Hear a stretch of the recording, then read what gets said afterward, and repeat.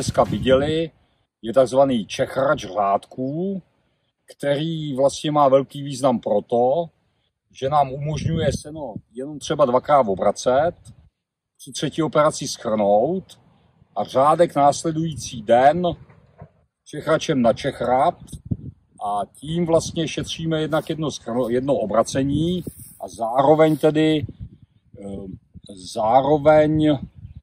zabraňujeme rozdrobení sena přílišnému a dochází vlastně k takovému částečnému skopení, které působí zřejmě i zapaření toho sena, takže pokud ten řádek potom nadzvedneme, tak seno rychleji dosychá. A nedochází k takovým ztrátám odrolem. Samozřejmě tam je o jednu takovou velmi destruktivní operaci, což je obracení suchého sena méně.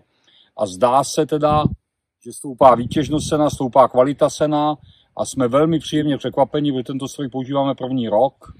Vlastně jak to zcela změní organizaci sklizně a zdá se, že i kvalitu sklizeného materiálu.